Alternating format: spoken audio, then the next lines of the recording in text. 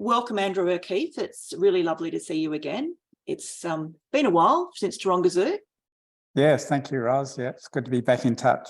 Yeah. I did Andrew's Hardwired Humans accreditation at Taronga Zoo a number of years ago now, and it was really impactful. One of those things where it kind of made people make sense to me for probably the first time.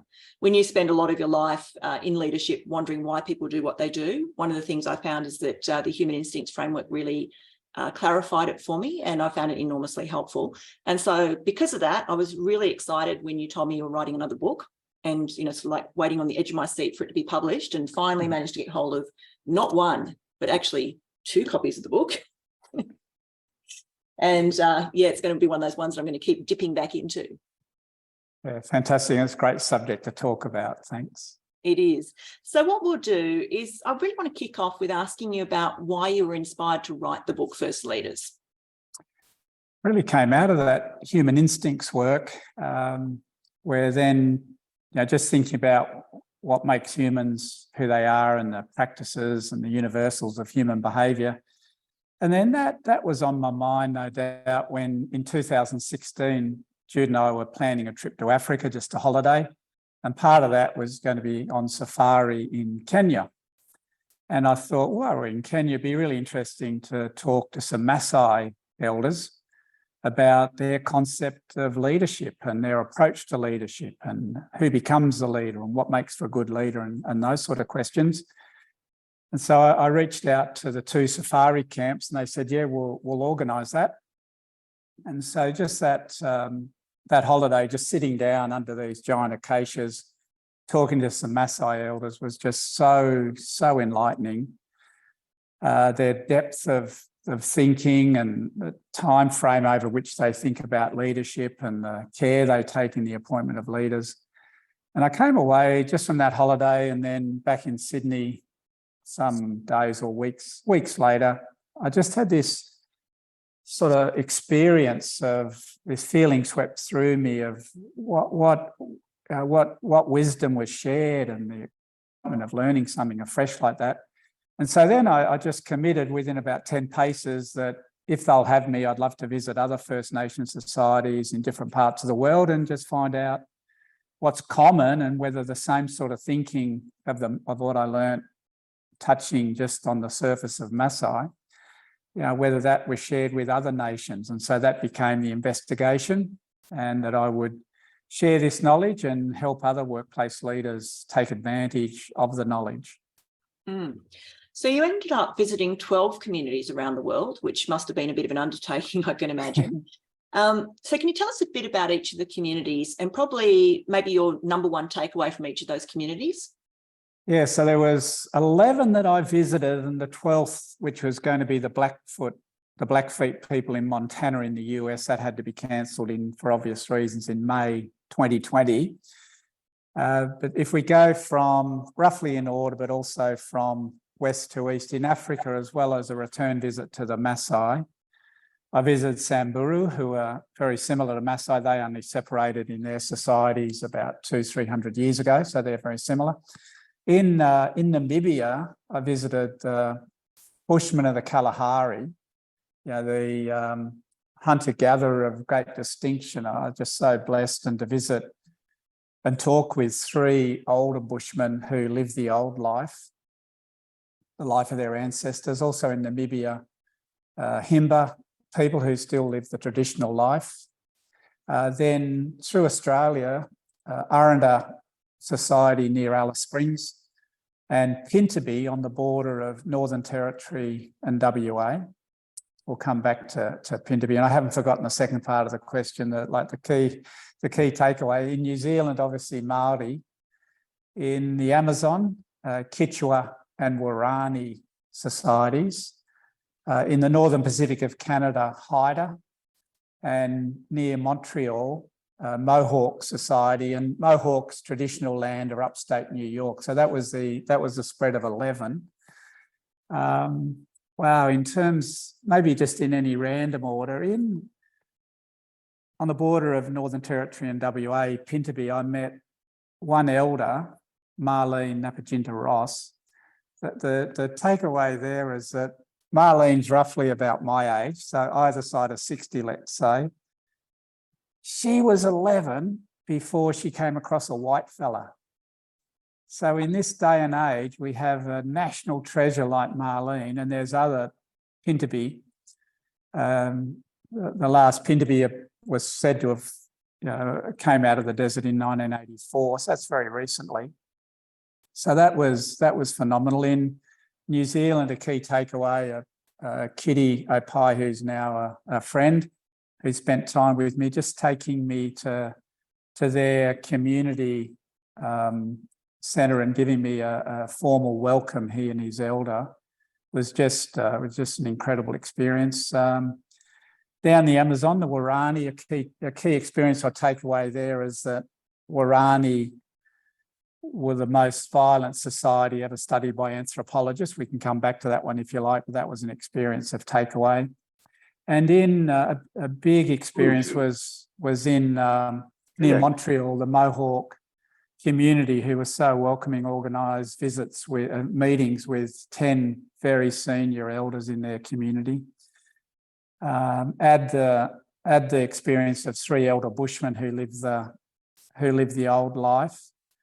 They were certainly some of the highlights, and it was just, I should say too, in acknowledging the people I met with and the warm welcome that I was received, they were very attracted to this project that I was on, researching First Nations leadership and writing a book, because they were very attracted to the idea of sharing their people's wisdom with workplace leaders who might benefit. And so these sort of sessions, webinar like this, Ros, will be celebrated by the people who I met with, who were warmly inviting me because they imagined having sessions like this. I think that we acknowledge and share their wisdom, their people's wisdom.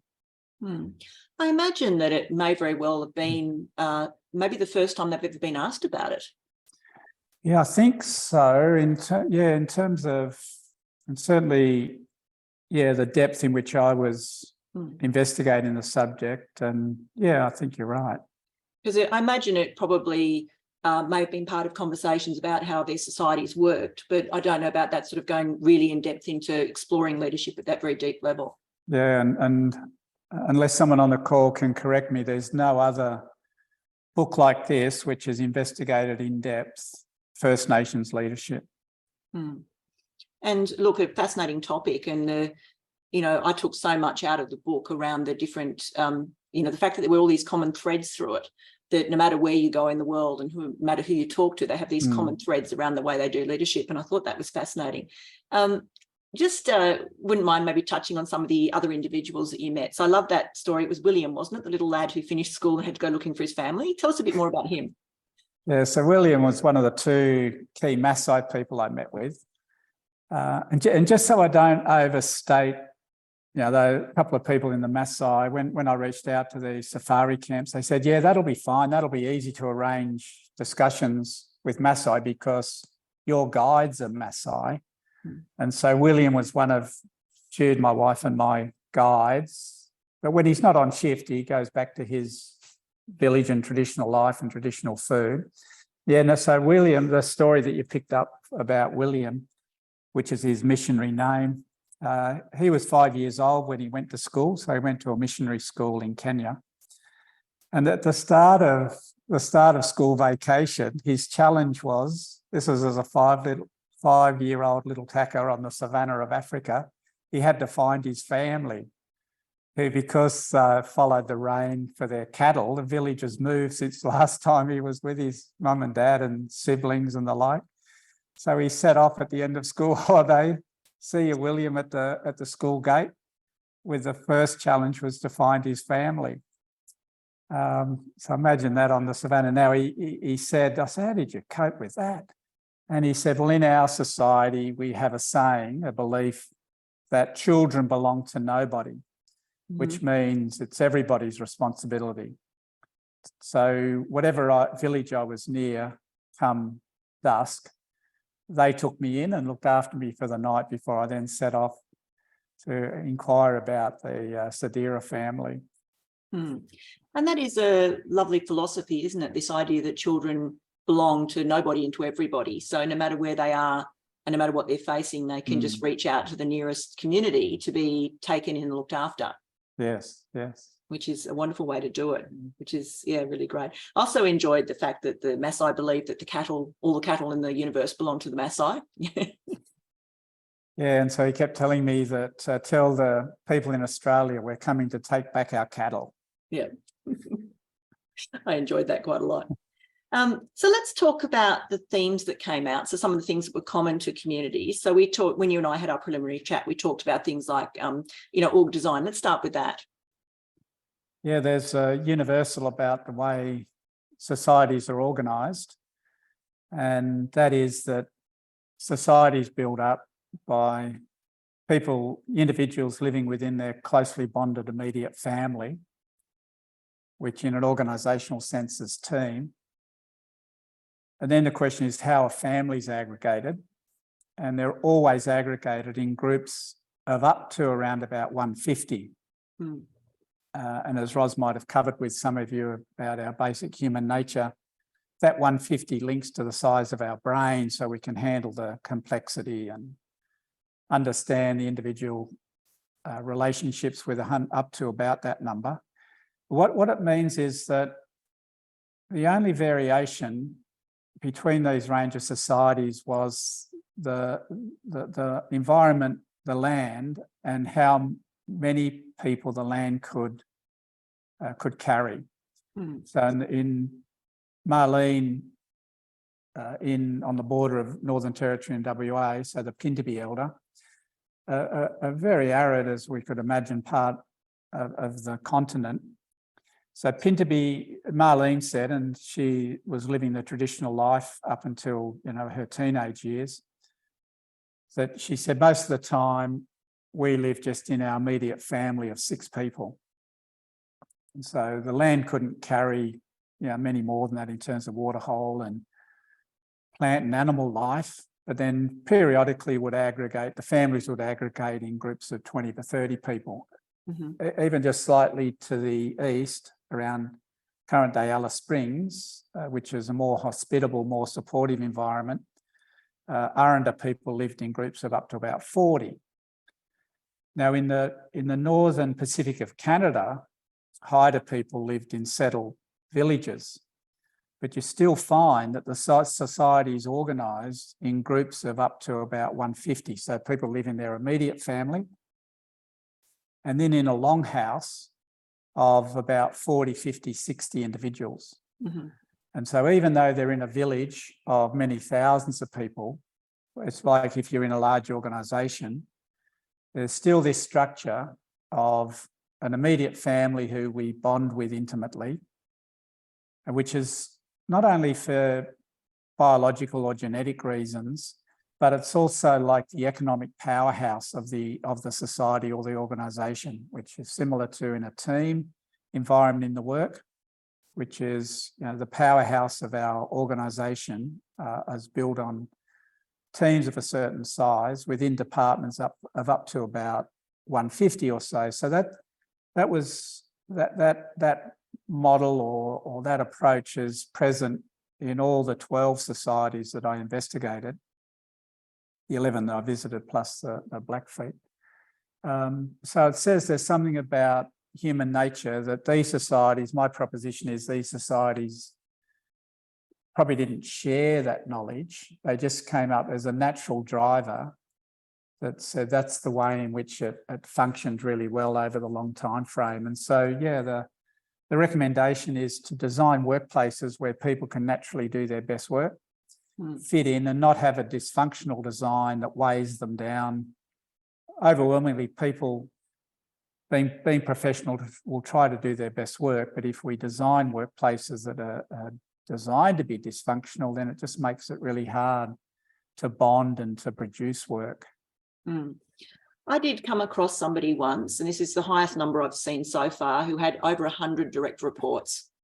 And I double checked with him. I said, is there other line managers beneath you? And he said, no, they were all actually reporting to him. And I said, how do you do their performance reviews? And he said, I just don't.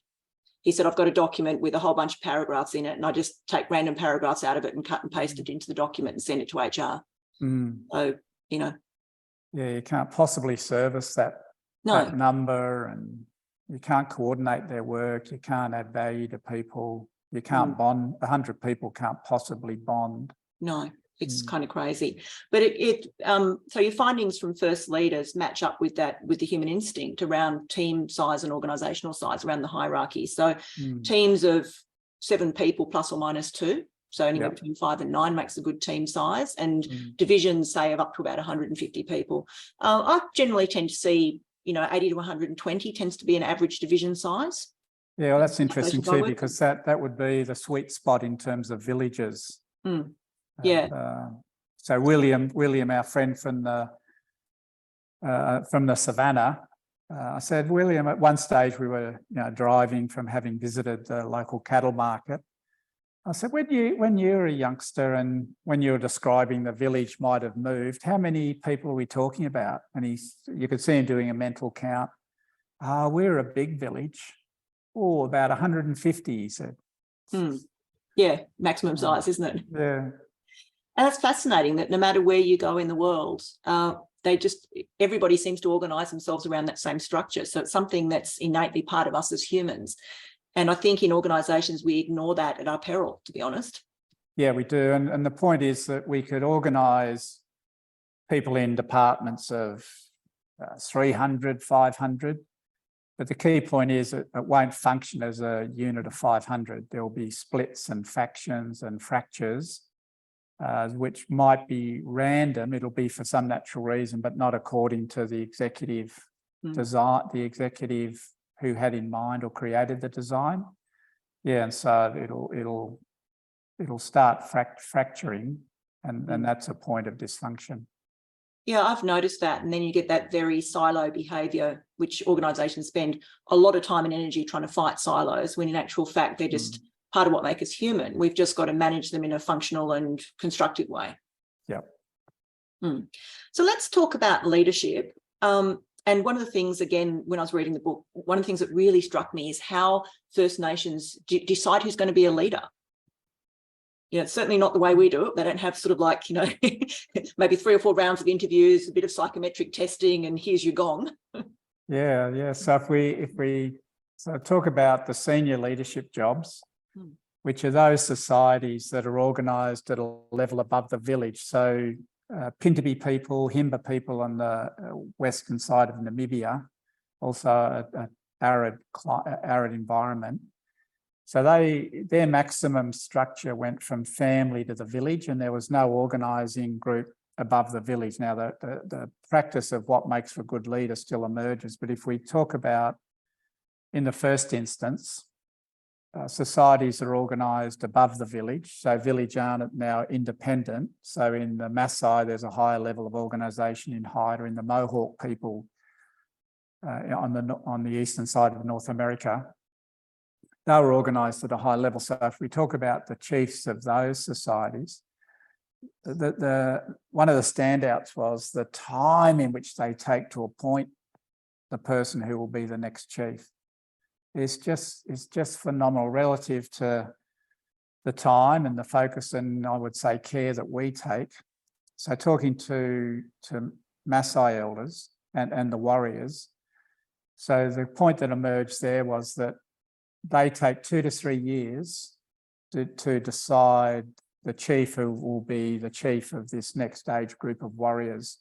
And bearing in mind, they know each other pretty well already. So that's 2 or 3 years under observation of a small group, the short list of potential chiefs who they know as these young people.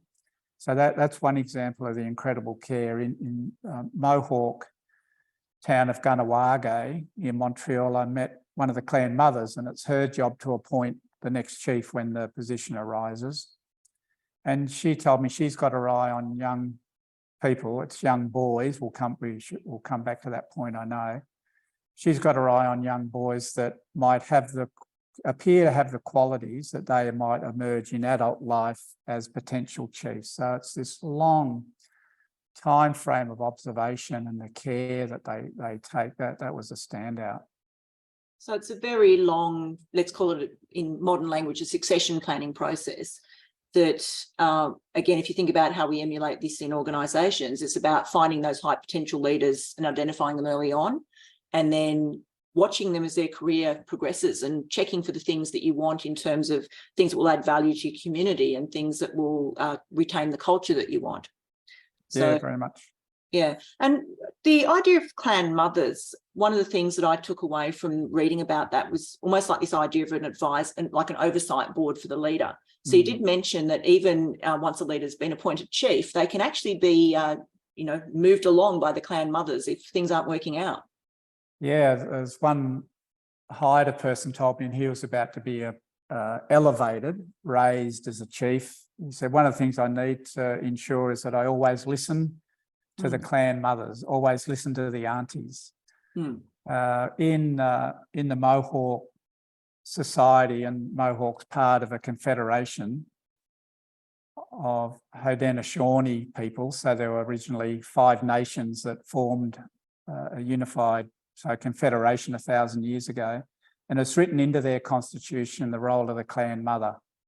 And the clan mother owns the role, like the board, like the board of directors. She owns the role, and she's the one who appoints the chief and who can also, in their language, dehorn, which is a symbol of leadership, dehorn the chief if they deviate. In the constitution, the word's errant.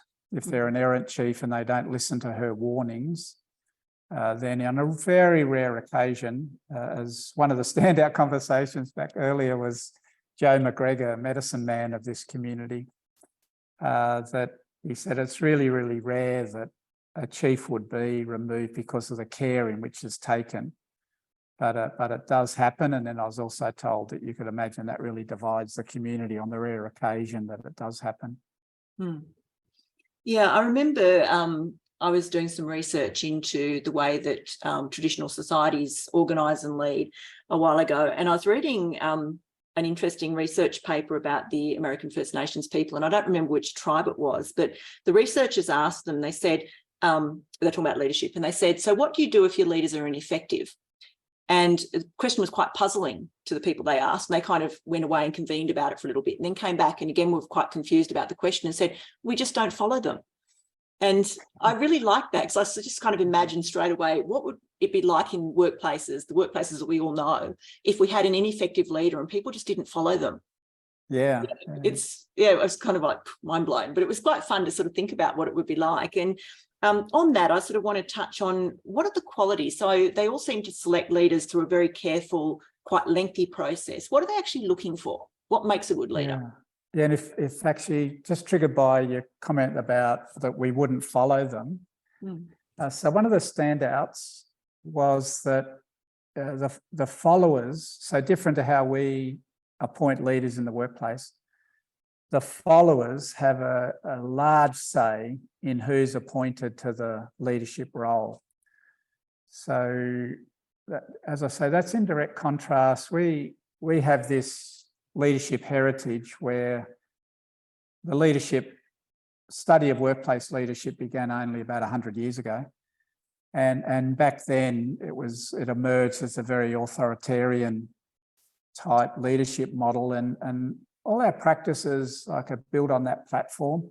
Whereas if we went back into the knowledge, the wisdom that First Nations have developed over the millennia, their approach is very, very different to that. So if you're in an authoritarian model, and then the practice is that, well, the leader above the vacant position, they appoint the leader. But in First Nations, it's very different to that. And I think that's a standout takeaway and something that we should do. We should follow their lead in workplaces where the followers have the single biggest say in who's going to be appointed as the leader. So in Maasai society, in Kenya and Tanzania, the warriors are really deciding their chief who will lead them as a warrior set and an age set for the rest of their lives. And the elders and key elder I talked to about this said, our role as the elders is just to guide the followers in their choice of leader to make sure they make a careful and wise decision. And the point there is too that the followers have an incredible amount invested in their leader. In a workplace, the team reporting to that leader has an incredible amount invested in making sure that's a really effective leader, great to work for, really competent, not a passive sort of leader, but also one who doesn't throw their power or weight around in an indiscriminate or toxic way. So there's a lot invested. Now, back to the clan mothers, in Mohawk and Haida society in North America, it's really the clan mothers representing the followers who are making that choice. So that was a big takeaway. And then, the second factor then to your question of what's the attribute and key attribute, that was a standout. There's one attribute that a person has to have to qualify as the next leader, to the extent that they won't be appointed unless they have this attribute. Now, this attribute won't surprise anybody, but we'll talk about how disciplined First Nations are. The attribute is that they have to have in their character a respect for other people. Like that word was used everywhere I went. And if somebody got talking about this subject, it invariably came up as the word. They respect other people. They respect people. And respect is shown through one's behaviour. So then, when I ask, so what do they do or what do they not do? It's those things that they're calm and they have a pleasant temperament. They never get angry. They're generous. Our chief is the most generous person in our community. They're humble. They know everybody, which comes back to that number of about 150 or so that you can know that number of people. And in bigger jobs, they know even more than that. So that's a standout. And when I say the discipline in which that's applied, that we all know that as good leadership practice. Nobody, even leaders who aren't gifted as people leaders, they know that, you're going to have more of a chance of people following you if you're decent, even though they might, deviate from that for, various reasons and trigger reasons that they might have. So we all know that that's good practice, but the discipline in which First Nations apply, the rigour that they apply, and the best example of that are those societies that are hereditary based. They won't appoint the next person in line if they don't have respect for other people in their makeup. So in Māori society, they'll skip over that person as the effective chief. In Haida, the aunties will not appoint the next in line. In Mohawk society, they won't appoint. So in any of the hereditary-based systems, they won't appoint the next in line if they deviate from that character. The other example was a society I read about in what's now the Western District of Victoria, had chiefs of up to about 120 people in their clan group. Was a hereditary-based system, but again, the elders of the nearby chiefs would not appoint the next in line if they didn't have that attribute as well as bravery in their makeup. Yeah, and I think that really speaks to how important this is, this idea of respect. There's a trust model that I use when I work with leaders around, what makes trust in organisations, and it's that sort of 4-box model. And the axes are basically how much a leader cares about the people and how competent they are. So again, it feels like this, they care about people and they're competent, and that's really the basis of it, isn't it? Yes, isn't it? Yep. Yeah. And we shouldn't, well, if we want to apply these concepts in any good leadership practice anyway, isn't it? It's just that we should be really careful to trade off that attribute. Yeah, and it's one of those things where our selection processes in modern organisations are so often based on skill. Have they got the right degree? Do they know what they're doing? And we don't often take into account this idea of respect, which I think is, well, I mean, look at hereditary leadership, for example. And I don't think in Western societies, hereditary leadership considers that at all. It's just you're the next in line. So again, here's your gong, rather than thinking about, is this person going to be the right leader for us? Yeah. Yep. Yeah. So talk about a little bit about, things like group harmony. How do they keep the peace? What happens when things don't work? Yeah, it seems to be a constant tension in human groups as some element of uncomfortableness or disruption or personal motivations and interests. So tensions can break out at any time. And there was two standouts there. One, the role of the leader. So in Bushman society, and so one of the example conversations was with, his name's Gal, so Gal with a click sound, Gal, and he lived the old life. So as a teenager, as a young adult, he lived the life of his ancestors. And because he'd talked about his grandfather as being the leader and of the camp of small number of people. So I said, I imagine that relationships could be strained at different times. He said, yeah, sure, it was.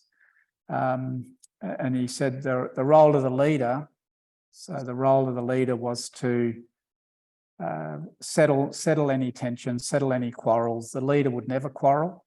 Mm-hmm. And then he added that it'd be good if the quarrel was settled before poison arrows started flying.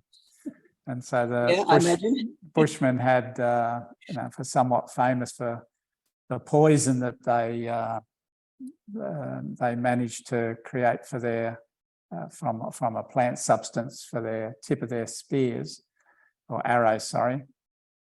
And yeah, often apparently, well, if things got serious, not often, but if things got serious and too heated, then poison arrows would start flying. There was no antidote, and the bystanders were as much harm as anybody else. And everywhere I went, and the people I talked to always talked about, our leader is really good at settling any quarrels and restoring the peace. So that's as we know in workplaces, leadership, it's that any of us who have supported leaders, been a leader, we know that's just a thing that bubbles away, and we have to be up for that. The leader we appoint has to be up for settling and harmonising the group. Mm. And the second big standout on this relationships and bonding is the amount of investment that First Nations make in harmonious, in festivals, in celebrations that aim to add harmony and bonding within the group. So if you imagine, so the continent of Australia, across the whole nation, there were trading routes. And these were obviously for commercial reasons, but also for relationship reasons. And so if it was your group who had hosting duties this year, imagine the investment of time and effort to gather the resources through hunting and gathering, to gather the resources to feed 100, 200 or more people that might be gathering for the trading camp anytime soon. Mm. And so that investment that people, communities made and still make, whatever that might be, the various festivals that flow through the year, or arrangements in when people came together for festivals, for marriage partnering and all the rest, the incredible investment of time, effort and resources, i.e. in our language, money, that was invested in making sure that the group and also the relationship with the near neighbours was harmonious, or as harmonious as possible. And so the message there is that the underlying tensions are always present in human groups of whatever size, and that in organisations, in workplaces, we can't be passive, leaders can't be passive in thinking this is all going to be okay. You need to invest in activities, or what I call bonding rituals, which have the purpose of keeping your group, whether it's the team level or the department or the divisional level, and in medium-sized organisations at the organisational level, So different rituals which are aimed to ensuring a sense of bonding and harmonious relationships. It doesn't just happen without an investment. Mm. Yeah, I think the big takeaway for leaders out of that is resolve conflicts before the poison arrows start flying. Okay, I'll go with that. That's my takeaway. Yeah, the bonding piece, I use that quite a bit when we talk about, when I talk about change in organisations and the importance of ritual in creating endings for people around change. And I remember many years ago, I was involved in the disaggregation of what was the Hydroelectric Corporation, or whatever it was called back then, Hydroelectric Commission, I think it was, back in 1998, and it was disaggregated into 3 businesses. I went with the retail side of the business, which ended up being called Aurora Energy. And on the last night of being hydro, I organised a big event. I rented out a big hotel conference area, and we had an event, and about 500 of the 800 or so people that were coming across to Aurora turned up from all around the state. And we just had drinks and cut a cake, and people just talked about the good old days. And then we all went home that night and took off our hydro uniforms and put on Aurora uniforms and went to work the next day as a new company. But people said afterwards that they really appreciated that opportunity to just create closure. And I don't think we can underestimate the importance of ritual in human life, because we have rituals all the time. We get married, we have engagement parties, we have 21st birthday parties, wakes and funerals. All the big events in our lives are marked with some sort of ritual. And it's really important to keep that going in the workplace as well, because it's so much of what makes us human. Yeah, that was inspired, what you did with that Aurora example. Isn't it so respectful? It's just so respectful of everything people have invested in their workplace up until that point. It's beautiful to have that closure. And people were quite sad about it. Even though there was the excitement of a new business and a new future, people were quite sad because a lot of people had worked there for decades. Hydro back in those days was the biggest employer in the state. It had 13,000 people at its peak. And everybody either worked for Hydro or knew someone who did. And there were generationals, like their father worked there, their grandfather worked on the dams. So there was a big sense of connection to the business. And my thinking behind it was we had to create some sort of way of letting people let go. And it worked really well. And that's something I usually recommend. But again, getting back to this, the importance of bonding and ritual and team building and spending time together. I had a team just recently that I was working with a couple of weeks ago that had some really big conflict issues. We worked through it over a couple of sessions and got to the point where people were ready to move forward. And the recommendation I gave them on closing the session was go to the pub and have lunch together, and they're like, but we don't have time. And I said, no, it's not a request. Go to the pub and have lunch together. They kind of just needed to bond. Yeah, and that we don't have time. First Nations would never compromise the importance of those rituals. Yeah. And they did. They went to the pub and said it was great. They all had a chicken palmy and a pint. And said they really enjoyed the session. They just really enjoyed the spending time together because they hadn't up until that point. And that was a lot of the source of the conflict, is the fact they hadn't spent time together and they didn't know each other. Yes. Other than at a very superficial level. Now, I'd like to talk about this hostility to neighbours, because I know you came across that tribe in the Amazon and you said we'd circle back to it. So now's a good time, where they were actually quite violent. So tell us a bit about that. So there were two big negatives in my investigation, and my perspective on the negatives is that it helps us then in terms of leadership and workplaces and what the possible hazards might be. And one of them is that almost every society had hostile relationships with their neighbours, and their closest neighbours almost by definition, because if they were distant, or you probably would never see them.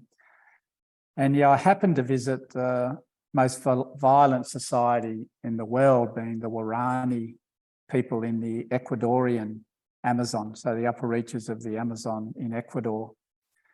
The measure that anthropologists apply to violence is the number of adult deaths due to murder. And in traditional times, can you believe 60% of Warani adults died due to homicide? They were murdered. And so that was their cultural belief, was that if there was any infringement on your rights or your interests or your pleasure, then you lashed out and you killed somebody. Or rage, you responded with rage, and that could well have meant killing somebody. and I know the standout example I used in the book, Ros, when we talked last week, was one anthropologist reported that he just came back, his brother had been hurt or killed. And so he saw his own grandmother lying in the hammock and thought, what are you doing, old lady, resting and sleeping while my brother was killed? And he lashed out and killed his own grandmother. Mm. So, and then I heard other stories when I visited this community. Well, just a brief story on this is that I wondered if Warani was still violent, and I found out that they are, because there's one group of Warani called the Tagiri who live the traditional life. They dismissed any contact with Western lifestyle, which that's absolutely understandable. But they live the old life, which means they continue their violent ways. And the community I visited are terrorised by the fear of an attack by the Warani at any time. And two of their couple had been killed fairly recently. I didn't know how recently, so I didn't know whether it was last week or last month or the like. They were ambushed as this couple came down the river. And as it was told to me, a shower of spears rained down on them, and they were killed. And before I realised that story to be able to bail out, we were in the Tagiri zone. And so it's clearly that it had a happy ending. But I didn't think I was going to experience what I was reading about in the anthropology, about the hostility people can have with their near neighbours, and that 95% of these early societies were frequently at war or regularly, not frequently necessarily, but a battle within every 2 years and the like. And almost all the societies I visited, there were weapons for hunting and weapons of war. And so it says that another aspect, this aspect of human nature, where there can be hostility between rival groups. So the point there is about silos in organisations. Again, if top leaders, and even if team leaders with just having decent relationships with teams they work with or their service providers upstream, downstream, unless team leaders, divisional leaders, chief executives, unless they're aware and they're focused on relationships and harmony and bonding, the number of organisations that would have the mantra that we're a one firm or we're one team, that points to the fact that we need to work on this.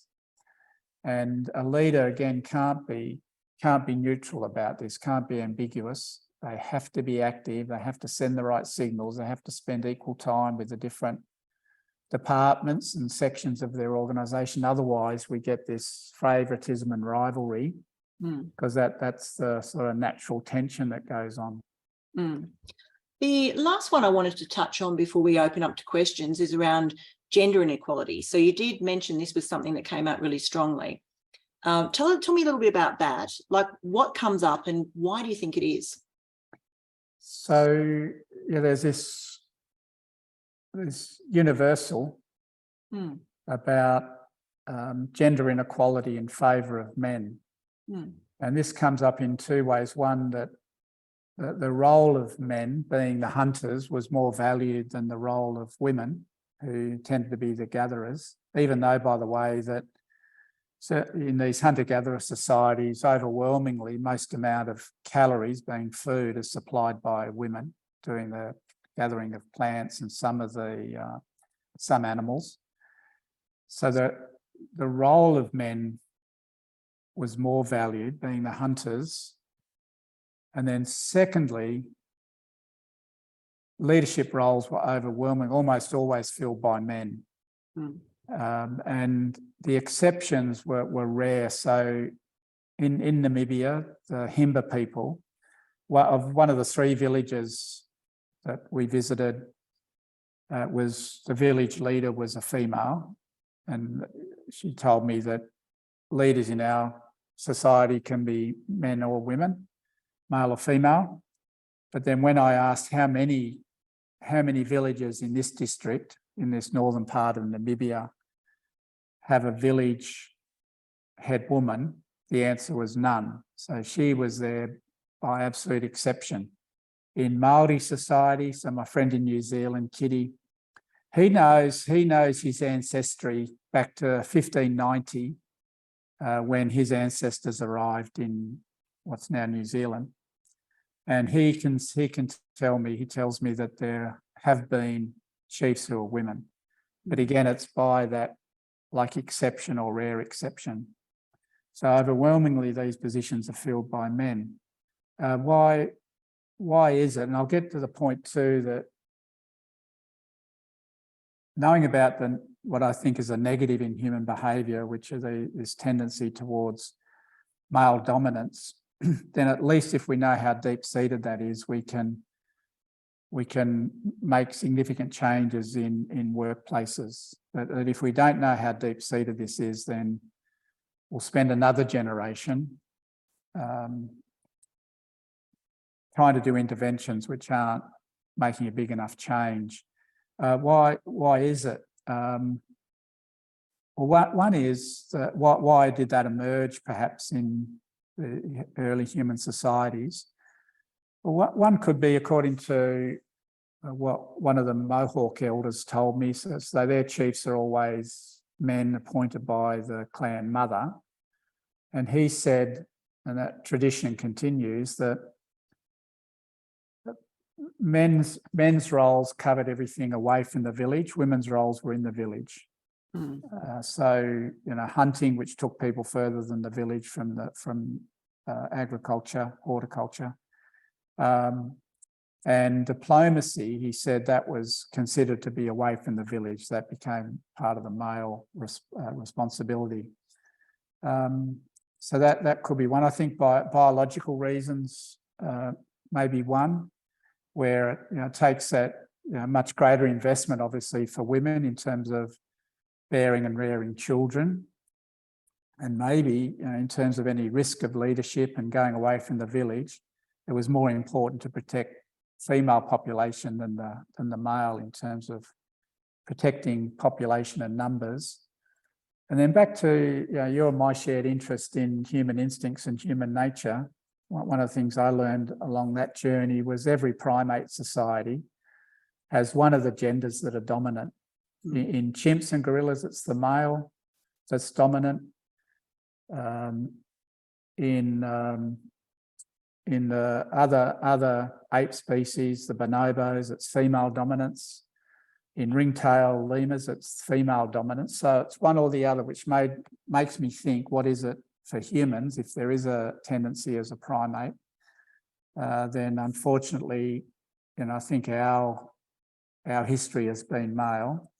And then there's also one about wealth and who owns wealth. So if society like the Maasai have a wealth management system, which in their case is by the male, then that becomes the dominant gender. And so when we talk in workplaces about ensuring that there's equality around pay and benefits and all those aspects of employment, then it's the deep-seated reasons that we need to make sure that there's no wealth inequity, because that leads to gender and power inequity. I thought it was interesting too, the point around, even though women generally contribute a majority of the calories in terms of the food that they collect and gather, the male contribution is valued more. And I wonder if there's a lesson in that in workplaces today around the perceived value of the contribution of males and females. And I'm not saying I've got an answer to it, I'm just throwing it out there as an idea.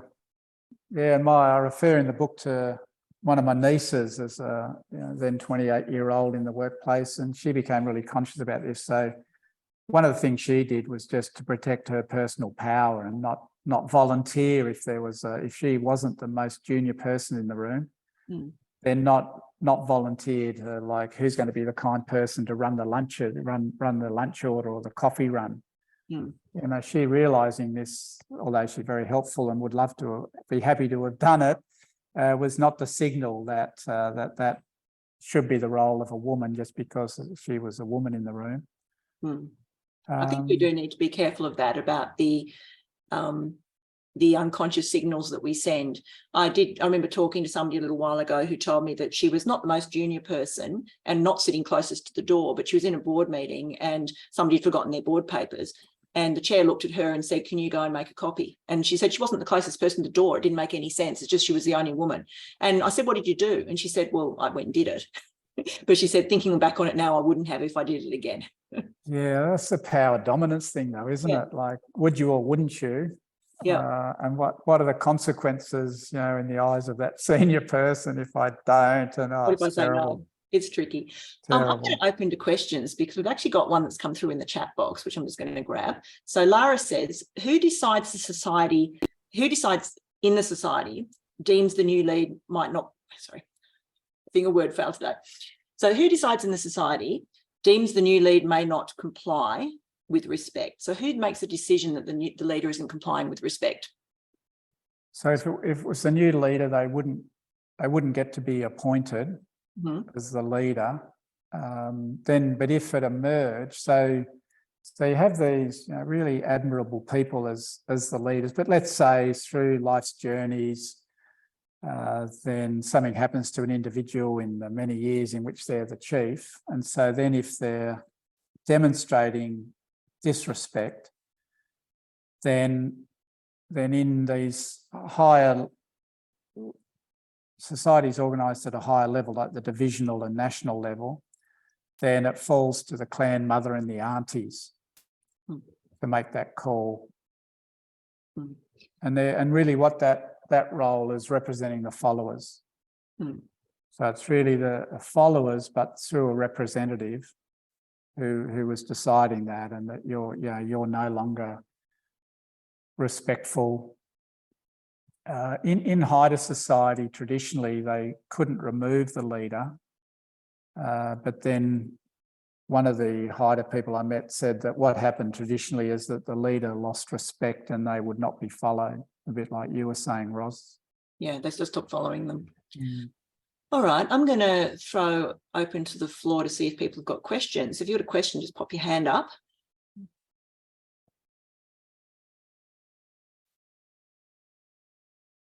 Or any comments? I've got a question, Ros, but I can see my hand's very pale on my background. Yes, it's a lovely background. Oh, thank you. That's the tessellated pavement down at Eagle Hawk in Tassie. So yeah, very nice picture.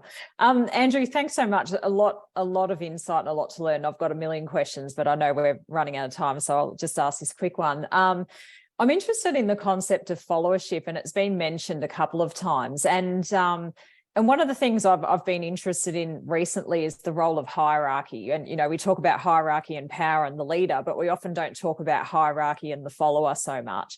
And I'm interested to know whether you saw that hierarchy a lot within your studies.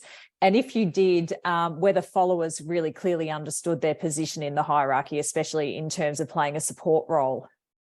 Hierarchy is really, really clear, and my personal bias is hierarchy is not a bad thing. It's just a question of how power is used by a leader at every step in the hierarchy. So in First Nations, the hierarchy being, you know, maybe the village and then the divisional leader and the national leader in those higher organised societies is absolutely clear.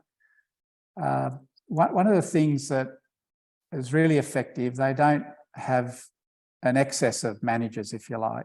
So they avoid what we often, I think, have in workplaces, which is a manager with just one or two direct reports, which disturbs the structure and the relationships, and those jobs are not serious management jobs. Yes, so the followers are acutely aware of the hierarchy, their position in the hierarchy. The desire is, of course, that they have at each level an admirable village leader, an admirable divisional leader.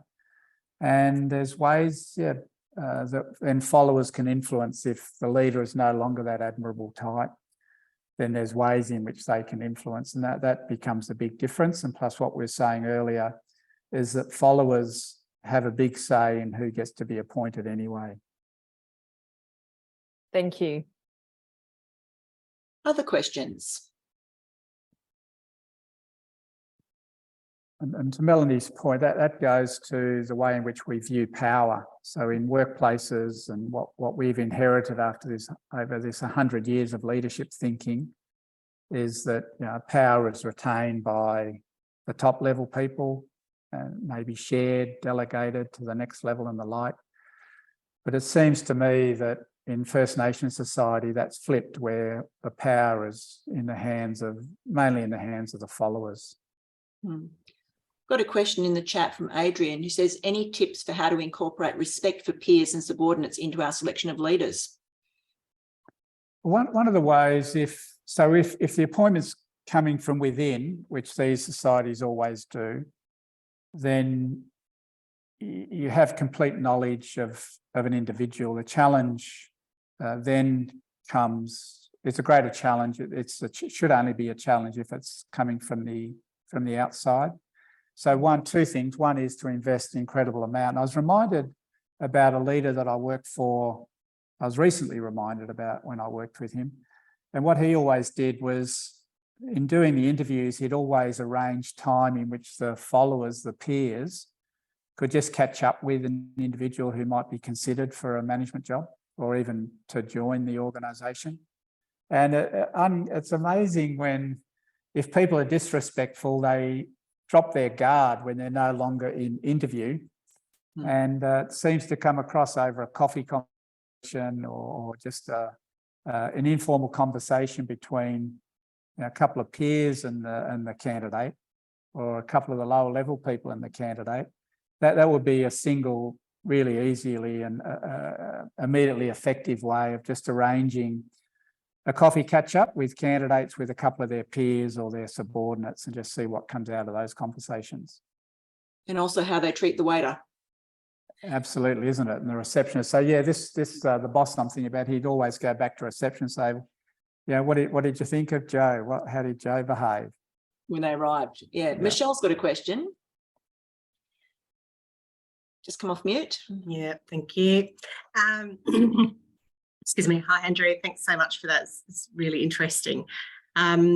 Similar question to Adrian along how in a business setting, we can incorporate those wider voices and inputs, but particularly given that often we're recruiting from outside, and it always, something I always find really interesting is there seems to be this need to recruit from outside so that we're not seen to be, picking people from within and not following the right process. And listening to what you've been saying today, it sounds to me like recruiting from within the organisation would actually be a far better option, but it seems to be something that is not seen as best practice when you're trying to push for that.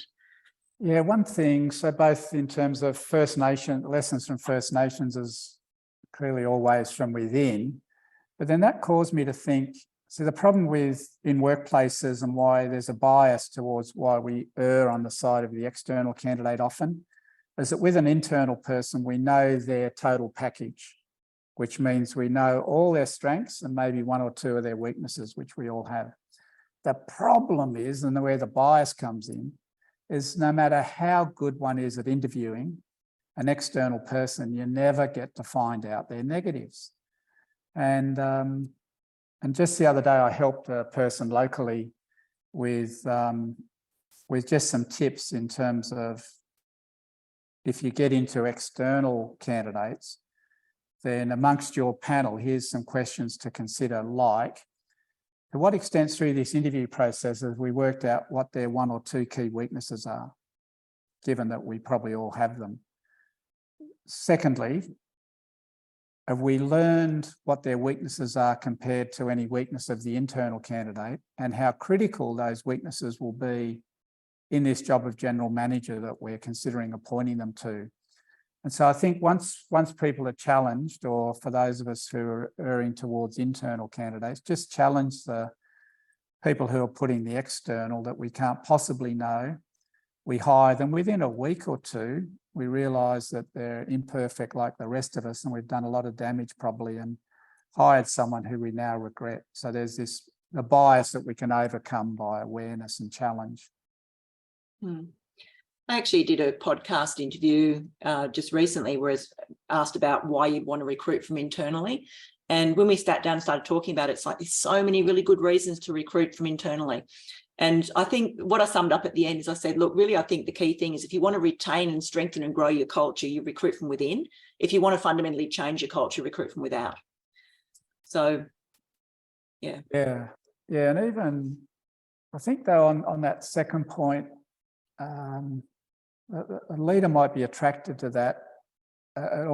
It's a get out of jail free card for the senior leader, who then doesn't have to do the hard work on maybe changing the internal culture, which people with a good proposition, internal people will still follow.